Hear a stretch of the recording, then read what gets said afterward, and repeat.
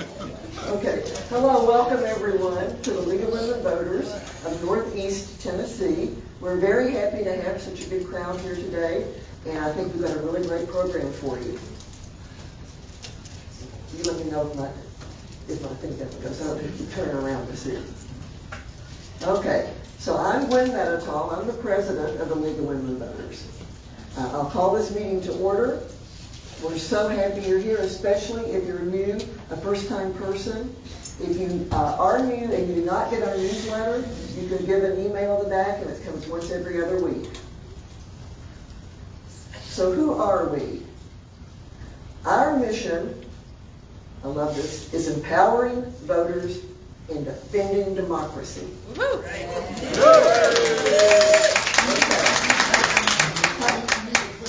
Oh, I thought I did. Okay. That's, yeah, I can't tell with this little thing. Okay, our vision is a democracy where every person has the desire, the right, the knowledge, and the confidence to participate. We believe in the value and the power of women and men to create a more perfect democracy. The name is historic, but we have men in all kinds of positions all the way up to national.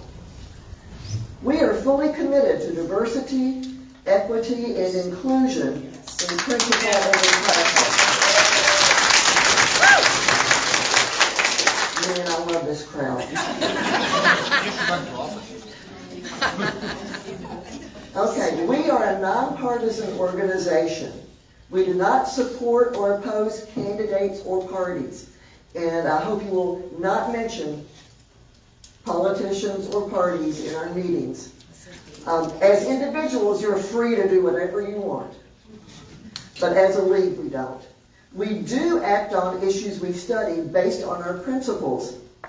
And we may do things like educating the voters about issues, advocacy related to our missions and positions, and litigation.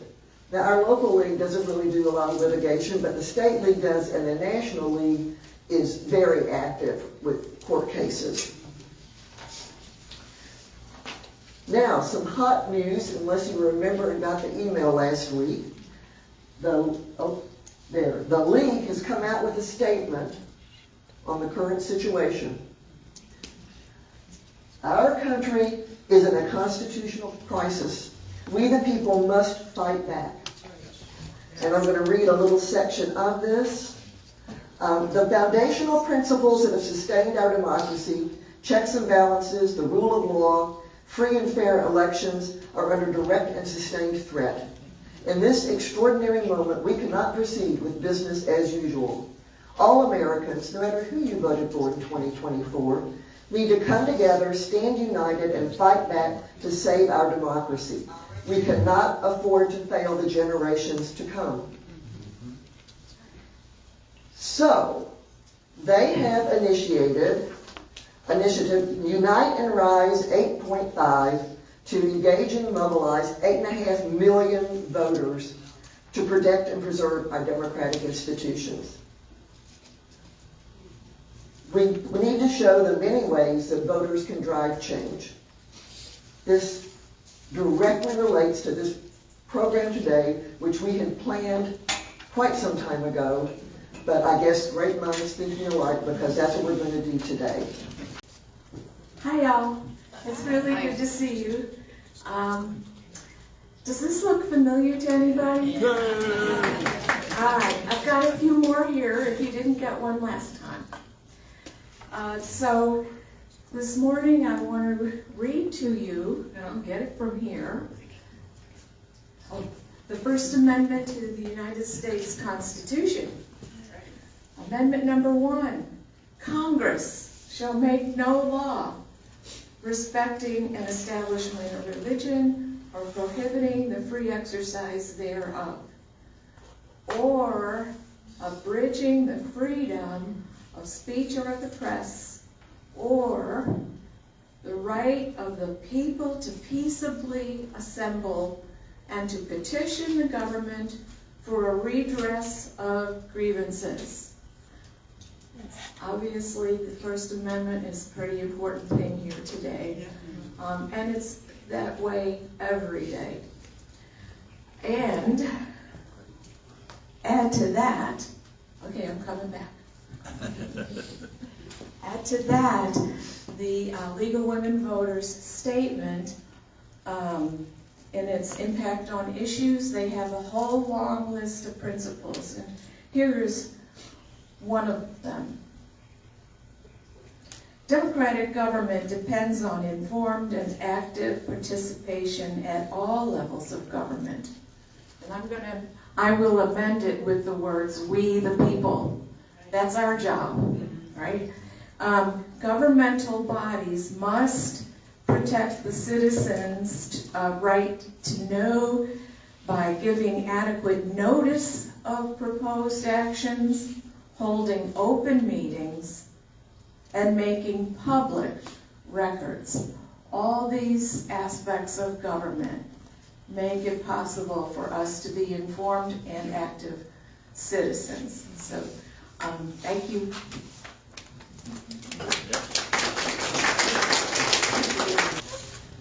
Okay, so I'm Dave Volrath, and I've been involved in the board and will be again soon of the league. And as Gwen said, we prepared this program based on a survey of people like you last November, and government participation at that point, public participation in the government was one of the top vote getters in planning our programs for this spring. This is certainly a breaking topic. We're updated weekly, sometimes daily, sometimes hourly. So the overview of what we'll be talking about today, we'll start with some context, what citizens, but also like what the league does when it's not focused on voting. Odd-numbered years, this time in our county area, there's only 2 elections in 2025, a municipal election in Rogersville and a municipal election in Sneedsville. Otherwise, we're kind of in the off season. In fact, our efforts also include lobbying the legislature, and the legislature has also closed down. So what are citizens going to do with all their free time this summer? Might be a way of talking about that. So that'll be the context. What do we do besides voting? We'll talk about 5 broad forms of getting involved with the government, engaging with the government, talk about some positive and negative scenarios related to each of those modes of participation, and then I would like each of you, as we go along, to use the worksheet on the table to make a plan for about how you personally might get involved and more involved in the government besides or in addition to voting. So what about the context? First, let's look at okay. This is the statement of the League's mission, vision, values that we saw just a moment ago, but we're highlighting some of the things besides voting. So in the positive sense, in the happy times, even in the when we're not voting, there are things that we should be doing to empower democracy, to make sure that every person has the opportunity to participate, and we the people have the power to create a more perfect democracy, especially in these times. Thinking about that, I really love that phrase, more perfect democracy or more perfect union. It emphasizes that the glass is always part full, but also part empty.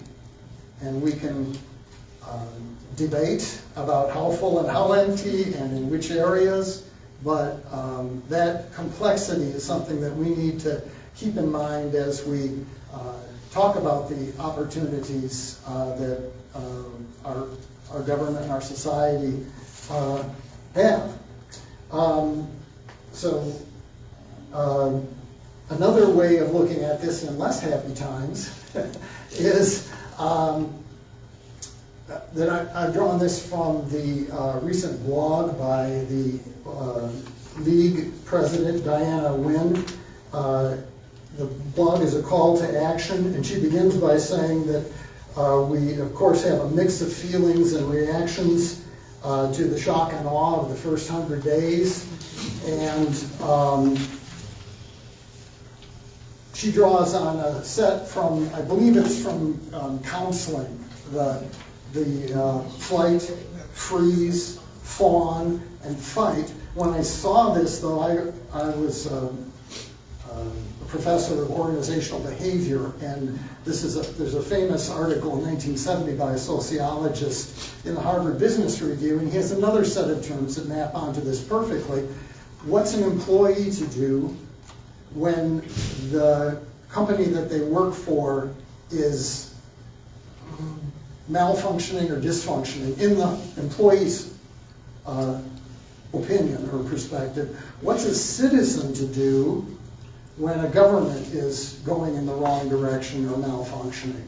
And the options there are labeled exit, neglect, loyalty, or voice. So those pairs of terms are pretty much synonymous, and I encourage you to think about or use whichever one feels best to you. But in the first case, some of us, choose to leave if we've got the option, to flee the situation, the organization, and it's been remarked on in the press, how many people are applying for citizenship in other countries. That would be an extreme example for the national organization. Another option is to simply freeze, to feel like we're going to put our head down, do the minimum to keep our job, to protect our citizenship, to just hope that the situation that we're threatened by, it gets better somehow.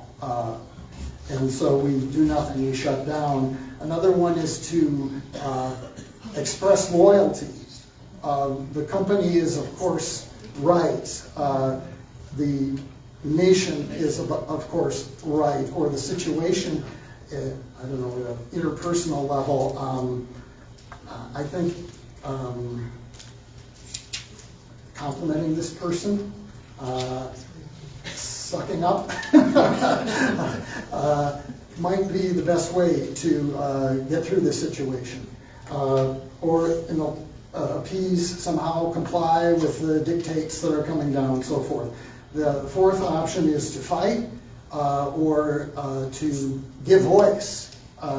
We do not agree with what's happening in this company, in this country, in this relationship that we might be in, to confront, to engage in let's talk about what's going on here. So those are four options. I point out that each of us maybe cycles through these things, entertains them, and in different domains where we feel we're threatened or see dysfunction, we might use any one of these as our primary reaction. There are some situations where we're going to get out.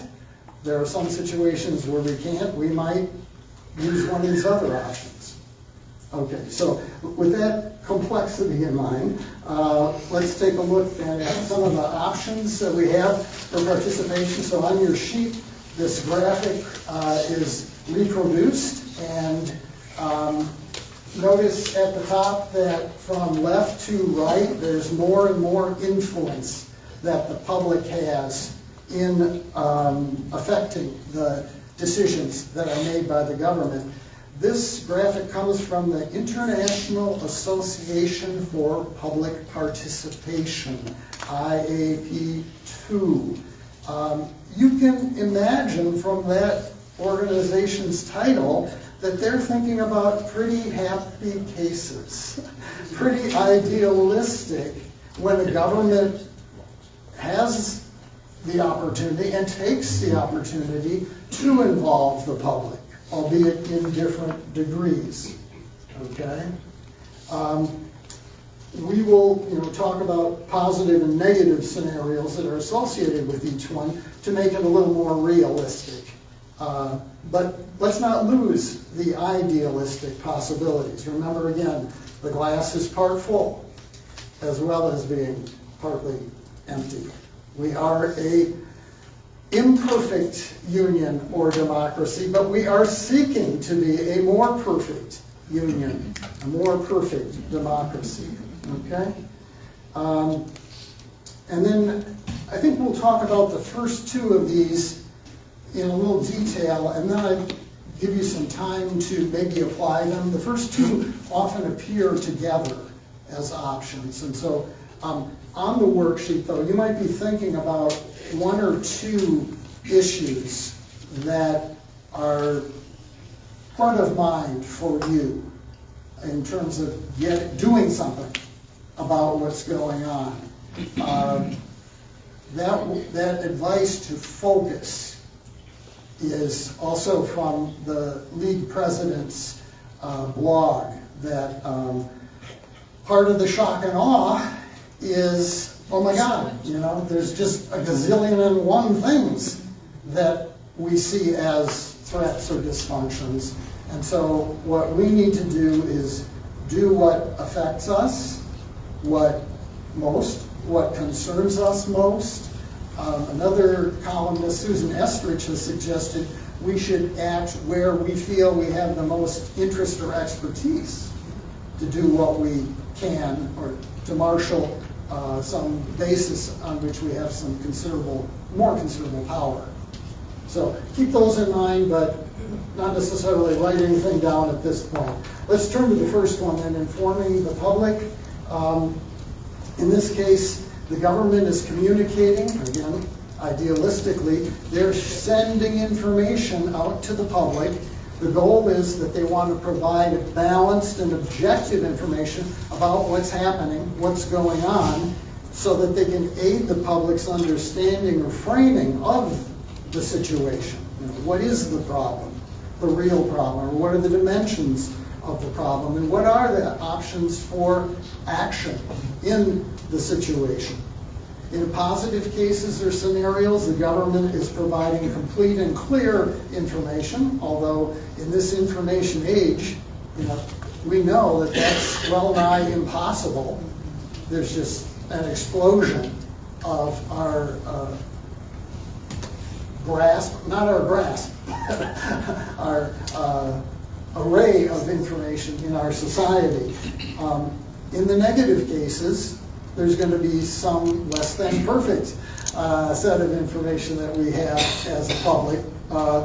It may be that the information is opaque, it may be inaccessible, it may be misinformation, it may be on purpose disinformation. And so those, that's the reality. Let's say realism and idealism might kind of bracket these positive and negative scenarios. So go ahead for the next slide then. With this first case of receiving information, how could we as citizens participate?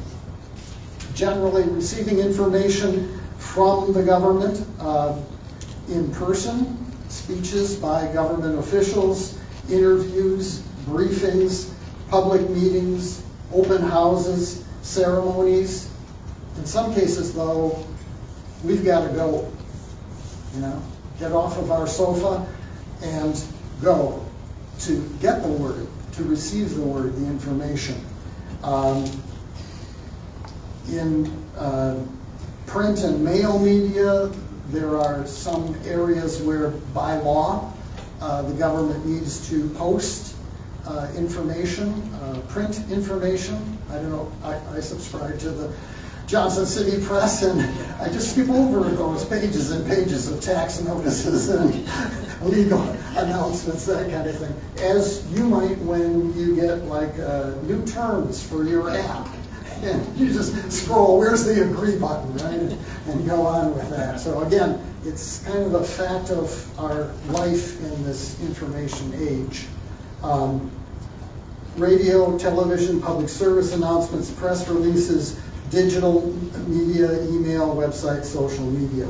So these are some of the cases or means by which government could inform the public by sending the information one way.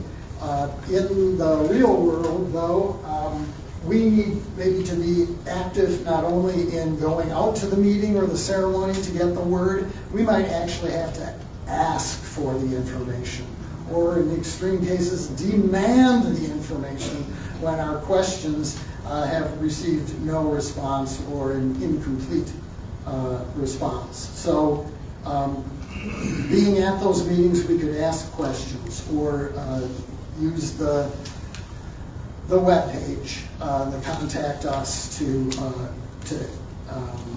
ask for information. There are some attempts the government makes at sort of civic education. So there's a Johnson City 101 program. There's a Washington County 101 program. There's a Model City 101 program in Kingsport. These are examples where you can apply to go through a series of meetings with different, let's say, departments within city government and pick up lots of information. It's not sent to everybody, but you could ask for it by engaging in signing up for one of these programs. There are freedom of information requests that are available to us. Journalists use them, but so do individuals and interest groups. And then the other point I wanted to make is that this first form or mode of participation often is combined with or bleeds into or blends into the second one, which is two-way communication, question and answer at a meeting, or contact information that's provided in a statement from the government that provides some information. So before we start to work on those worksheets, let's go right ahead and talk about the second mode, which is called consultation.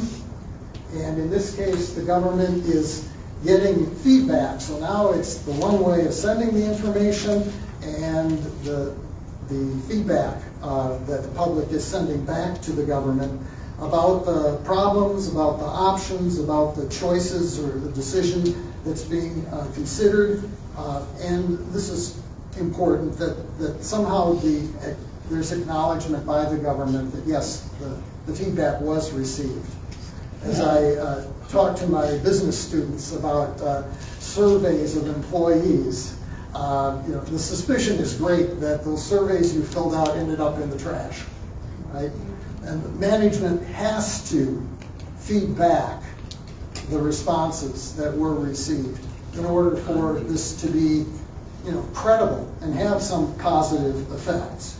In the positive cases, then the government understands everybody who is or will be affected by the decision. Again, wow, how idealistic is that? Especially if you subscribe to like a stakeholder model in corporations. Many corporations don't. They subscribe to a stockholder model, so all they have to do is respond to their investors. But government is not a business. And so there are a broader set of stakeholders than stockholders. In the negative cases, again, glass is also part empty. Feedback is not sought at all, or it's ignored if it is collected, and especially this, that it's some of the stakeholders, but not all, are heard or listened to by the government. So marginal groups are often left out of, their voice is not heard by the consultation mode. So what are some applications of this?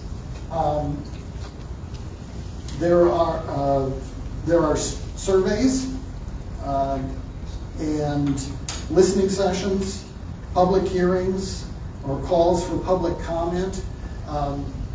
In the environmental area, there's legislation that mandates public hearings on, or comment periods online for a lot of the decisions, say the Army Corps of Engineers. There was one recently I saw in the newspaper where the railroad company CSX was going to affect the Nolichucky River, and TDEC was mandated to have a hearing for public comment on that.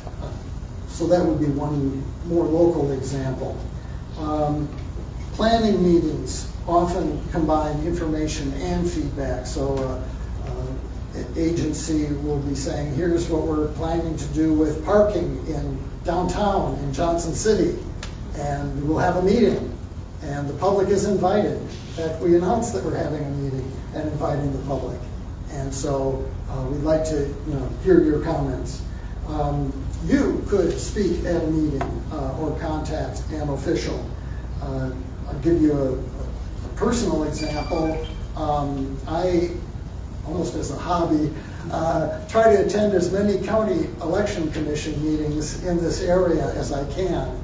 And I've noticed that, well, actually, the Tennessee legislature passed a law just a couple sessions ago that mandated that all, I think it's county, maybe even municipal, must have a public comment period. The agency can decide how many minutes each individual is allowed, and there's a sign-up sheet. That sign-up sheet's got to be available for a certain, 10 or 15 minutes beforehand, and then you now by law have an opportunity to be heard at the local government meetings. Again, with the Election Commission, I actually took advantage of that in Washington County recently when the administrator of elections was dismissed. There is, I'm not sure if it was passed or not, but this session there was a bill that said the public can comment on anything that's within the domain of the organization. But previously it was simply that it was an item on the agenda at that meeting. So there is some motion by the government in the state of Tennessee to broaden the opportunities for public individuals to be heard. Again, you've got to sort of get up and go to the meeting in order to avail yourself of this. But that's a rudimentary form of activism, isn't it? I mean, to show up, to watch, to observe. So, let's see. Okay, yeah. So just as information, when we talked earlier, can be received passively, or you could ask for it if the government isn't asking for your feedback, you might go out and tell them what you think. So a demonstration, a letter to the editor, you could join an issue or advocacy group that is speaking, and with numbers, then your voice is combined with other voices to send that feedback to the government, even if they're not particularly soliciting it. Okay, what I'd like to do now is just pause for a couple minutes and have you turn over the sheet to the other side. I listed number 1 and number 2 as columns. Think for a moment about an issue or two where you might focus how you're feeling now about government. And this could be, again, an area in which you have some considerable expertise or knowledge or talents, and you'd like to be able to let the government know how they might make us a more perfect union or democracy.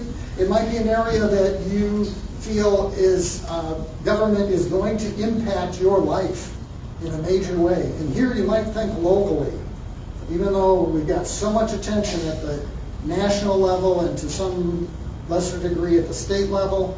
A lot of what really affects your life is here at the local level.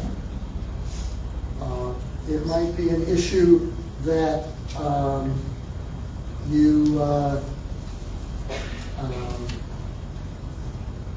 in a positive sense, motivates you to vote in the voting years. Now, this is what it means to me as a citizen to be involved with the government and leverage that. So whatever calls to you or speaks to you at this moment, and then take a look at that first and the second modes of participation, informing.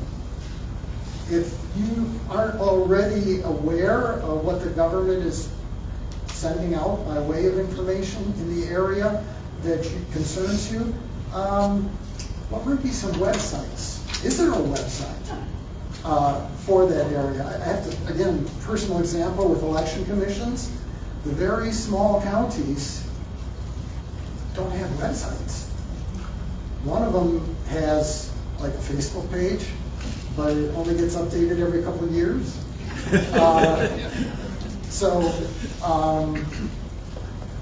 What else? Maybe go to a commission meeting and ask some questions, kind of the consultation, and sign up for a comment period, and let your concern be known. Or if you already know that they're thinking about a couple different possible courses of action, and you want to weigh in on one of them or against one of them, that might be a possibility too. So just a few notes to kind of jog your memory later.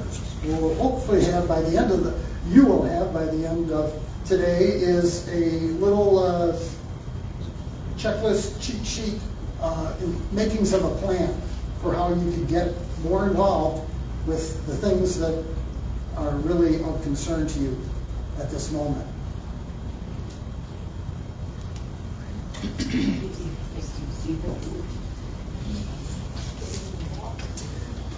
At the very end of the program, I'll ask you for maybe some volunteers to share examples.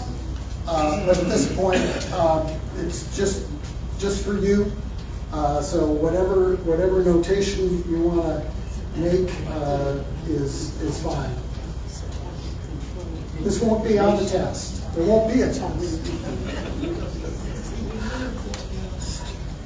Okay.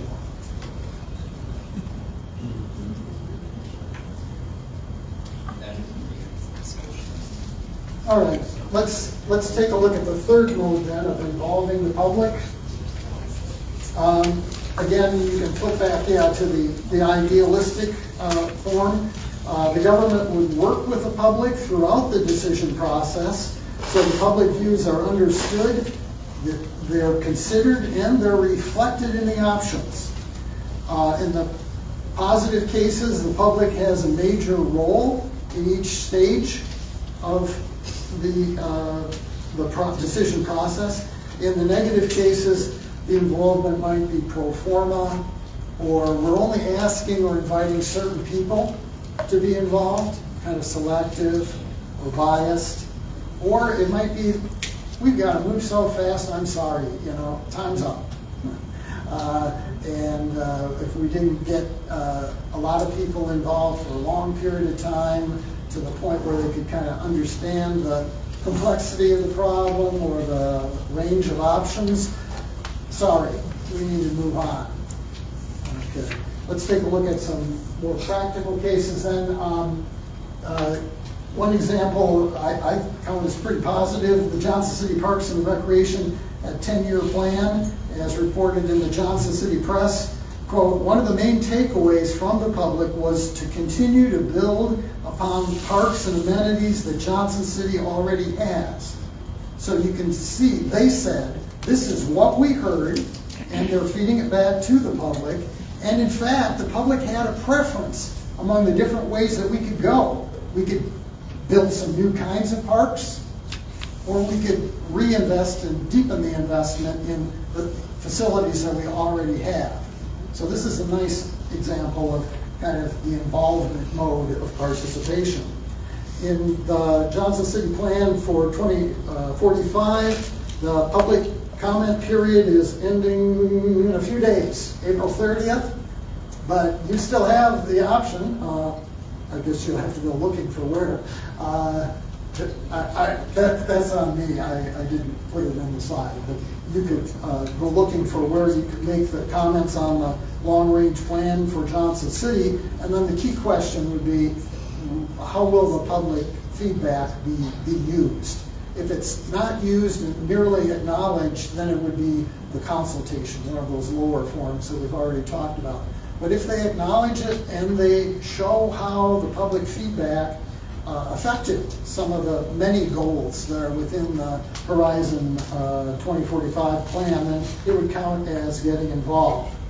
Okay.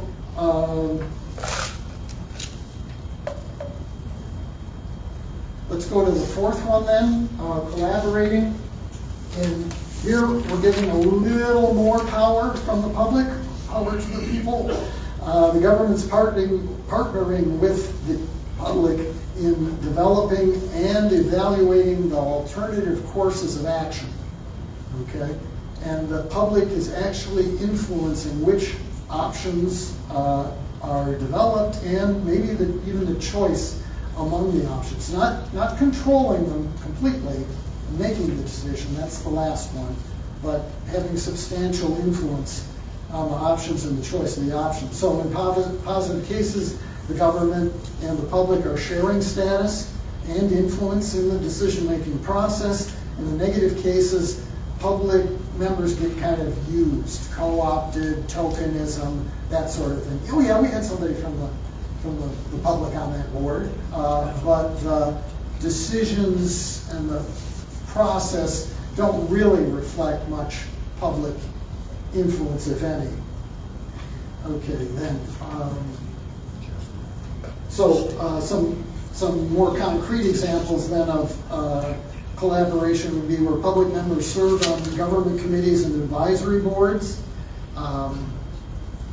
Johnson City is regularly, again, in the Johnson City Press, saying, we've got openings on for citizens on boards, and please apply. So that website's got some examples of the current openings. I think it's like early summer is the time when they cut off the applications and then make the choices of who's going to be on there. All the appointments that I saw require local residency. Okay, you have to be live in the city, and some also require specific expertise. So if you're going to,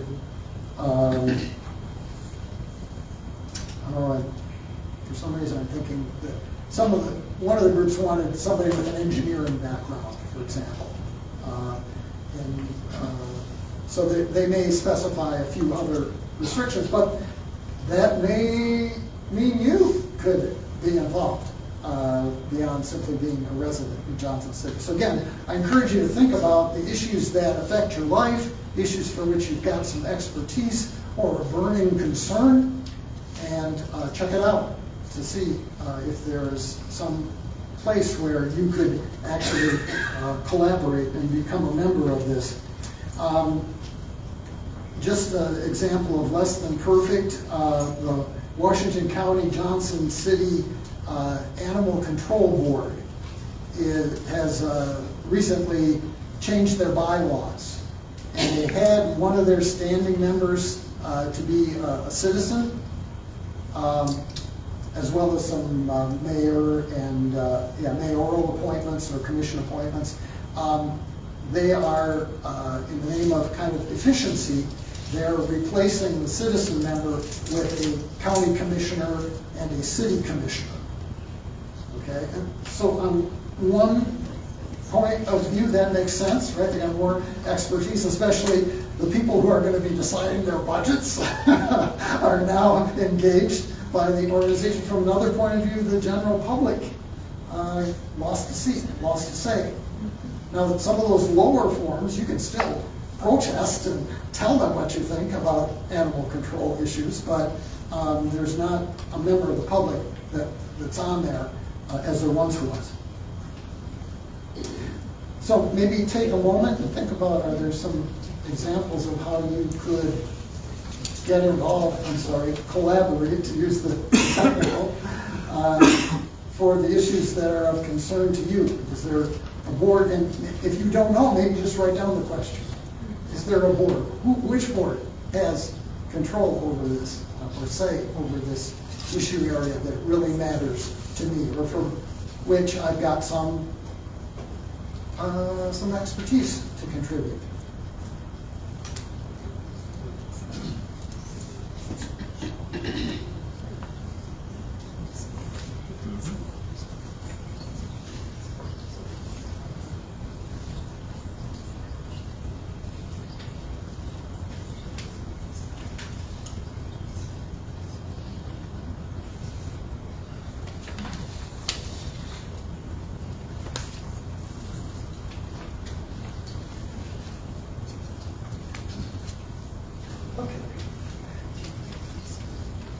And the fifth and final, ultimate mode of participation is empowering the public, basically letting the public make the decision. Okay? And this is like, wow, direct democracy. So in the positive cases, the public has the resources to reach, good decisions.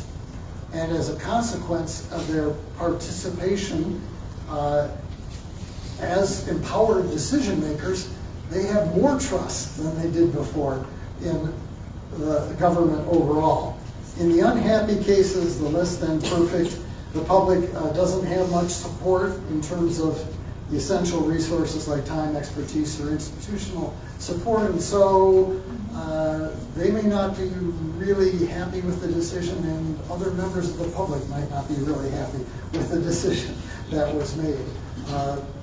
Folks who didn't vote, this means you, okay? We do have one of the lowest turnout rates in any of the states in the United States, and so the trust that we have in the outcome is affected a bit by how many of us were involved in the process of voting. I submit to you as a possibility that you might have, your vote might matter more at the local level and a bit more at the state level than at the federal level. So again, even though our news media are, focused on the excitement going on at the national level, don't forget about local and state. And it may be, again, that just informing ourselves of how our local government works is the first necessary step to that. So we could vote in local, state, and federal elections. We could vote on city charter and constitution changes. So last summer, there were 4 changes to the Johnson City Charter that were proposed, and we got a vote on that.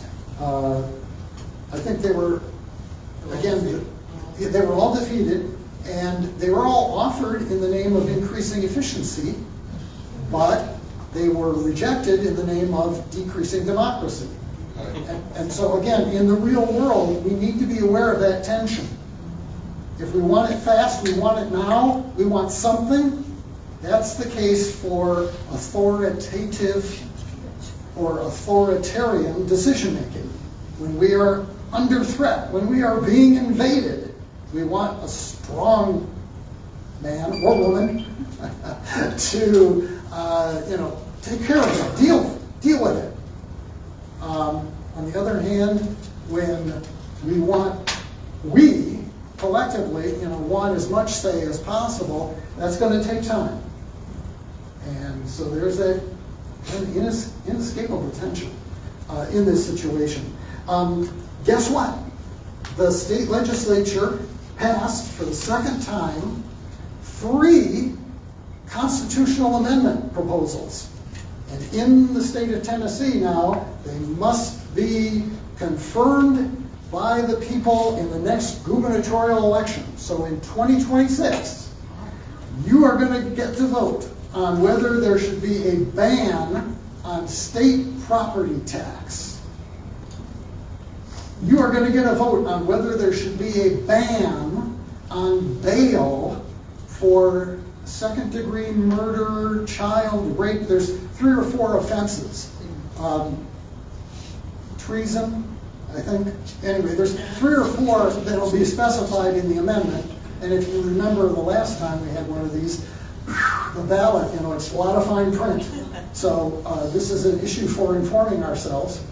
And the third one is, in the report that I saw, didn't even go into the details, but it's going to increase victim rights in our state constitution, okay? So this is going very fundamentally. So we get a vote though, all right? And so this is an option for us to speak our piece, to have voice. We could support a candidate. And here I just put in parentheses the distinction between our elected officials as trustees and our elected officials as delegates. It's kind of a philosophical thing, but I think a lot of us, well, a lot of the elected officials say, oh, you elected me as your trustee. You gave me carte blanche. And so it's a lot easier if I just, don't have to listen to all those many, many people, and I can just focus on my colleagues and maybe a lobbyist or staffer. So the other view is messier. An elected official who's a delegate, a speaker, a representative of the people's opinions. My goodness, the people don't agree. And these times in America, we're almost evenly divided. And so, yeah. But, so just keep that in mind too, as you think about your support for candidates. Who is assuming that they will be your trustee, and who might be more inclined to also be your delegate to that office. You could support a political party. You could yourself seek office. Probably the easier one would be to seek an appointed office on one of those sort of local boards that we talked about before. But if you have friends in powerful places, you might you might be picked to be ambassador or on the governor's special commission for X. Or, at a more local level, you might be appointed to some task group at the local or county level. And certainly you could run for elected office. Okay, so maybe take a moment and fill out the idea that you might have for which office, if you were going to seek one, or which party, or which candidates, or if it's, like, what am I looking for in a candidate, and finish jotting down some ideas for the last one, and then, well, yeah, then after a moment or two, I'm going to ask for some volunteers, and we'll kind of recap this and go down or across the 5 levels of participation. Let's go back to that first mode of getting informed, and again, maybe the first two, getting informed and giving feedback, often occur together, but there's, again, the finding out what's been sent, being on a website, exploring the website if there is a website, just finding out what information that government unit is sending you.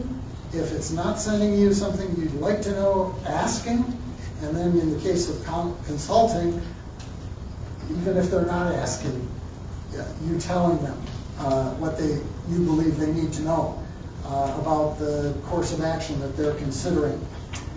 And I will just keep it casual in terms of volunteers, but maybe as you hear someone else provide an example, that will jar something in your thinking about your own personal plan or issue of concern. So do we have a volunteer for some example of how they might get informed, participate by getting informed?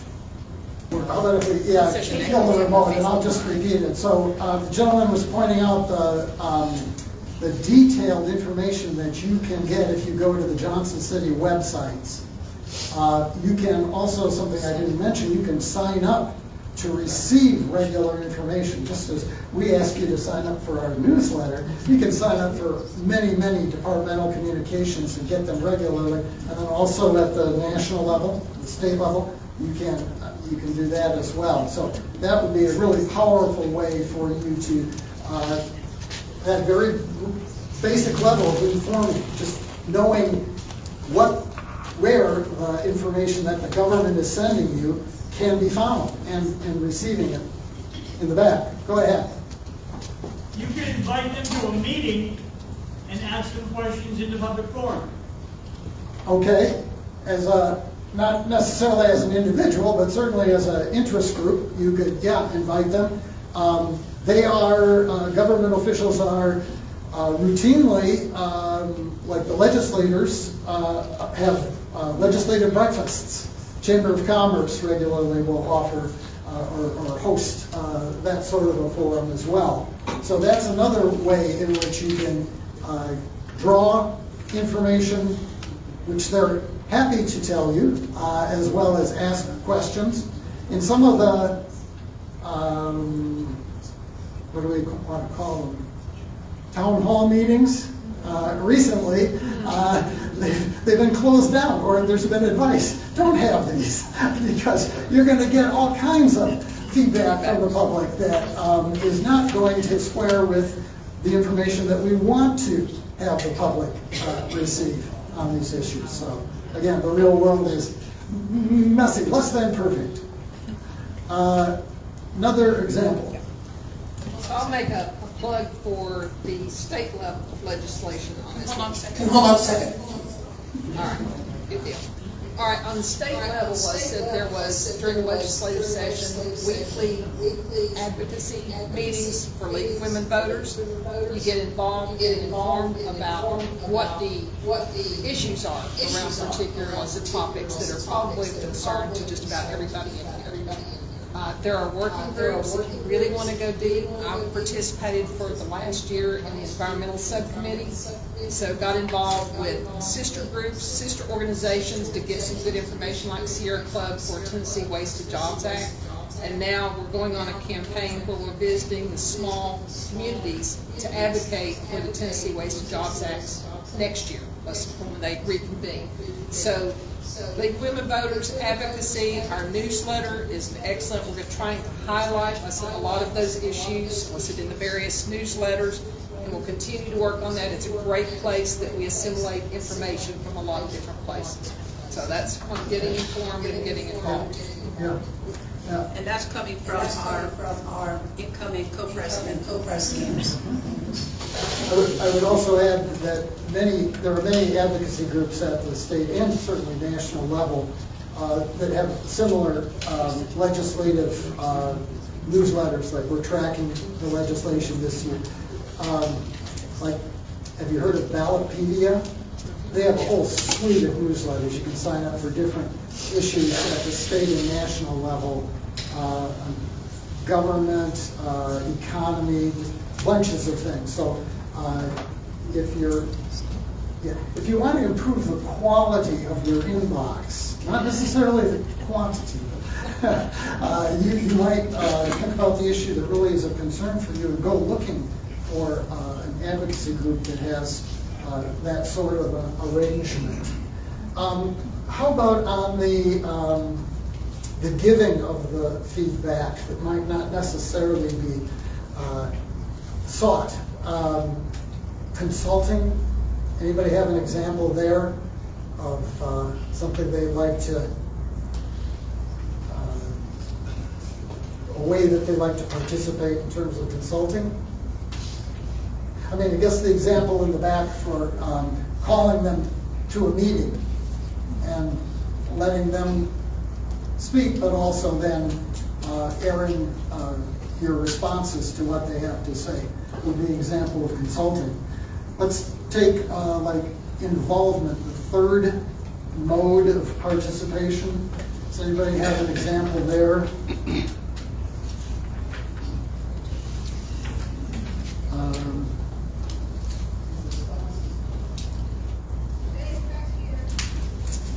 Okay, go ahead.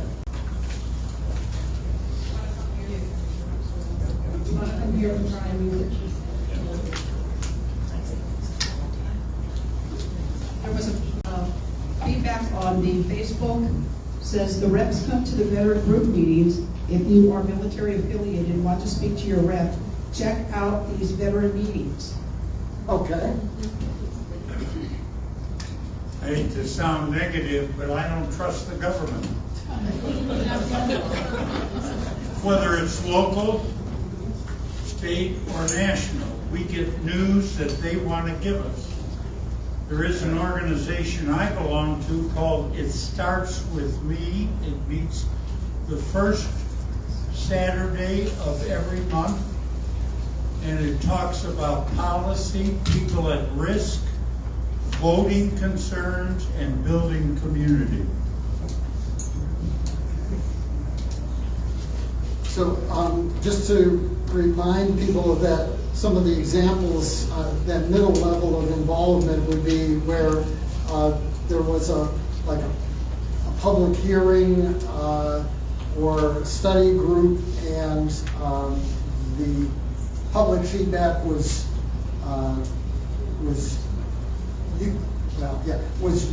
used, was taken into account, not merely received, but actually influenced.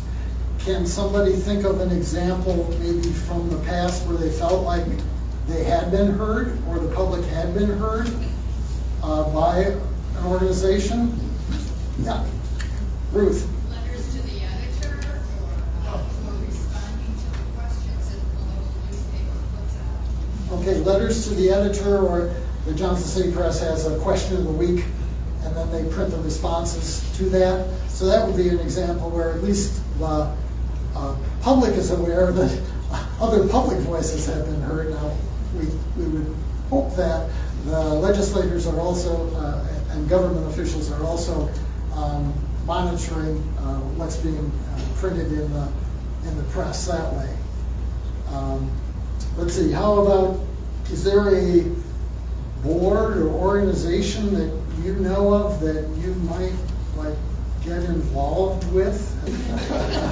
That is, yeah, probably more. Yeah, that's maybe even the empowered, where you've got a vote as a member of that group on the position, the candidate, and so forth that political party is going to promote or to support. So that would even be an example of the most involved, or most participation empowered.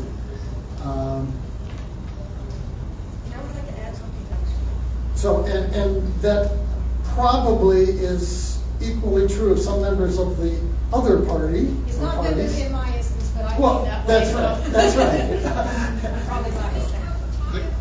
Oh, the comment, okay, yeah, to repeat the comment, what she was saying, she had also felt like she was heard as a member of her political party. And, yeah, so that's definitely, I mean, that is this, what we're after is a sense of empowerment or participation, that we had a say and we were heard. That's empowering, yeah.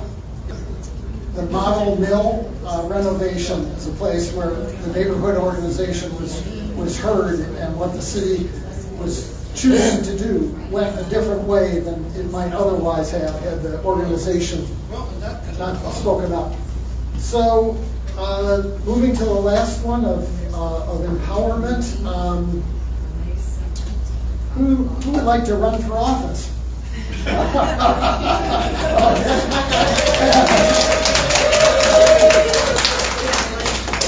And who would like to seek an appointment to one of the boards?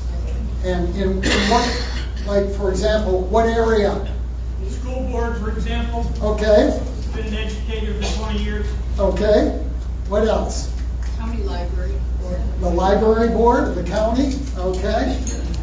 So again, for the rest of us as we aspire, if there's an area of abiding concern or expertise, this might be something to check out. Of course, you can go and watch who the current representatives are, but developing those networks of contacts are a very valuable resource in getting empowered, participating all the way up to the level of empowerment. Okay.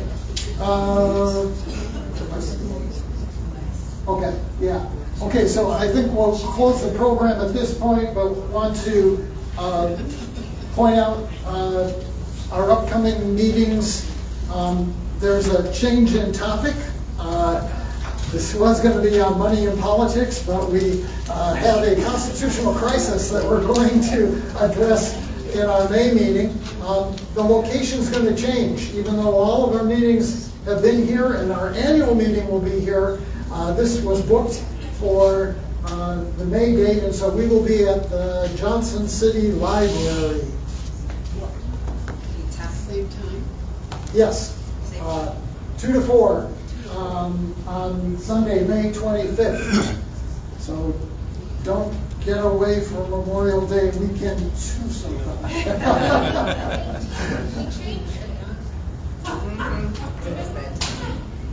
Is it 18? Oh, I'm sorry. Okay, the 18th. May 18th. May 18th. Yeah. So say that again for clarity. Okay, May so 18th. the next meeting will be May 18th. Yeah. So it's a new date and a new topic and an unusual location.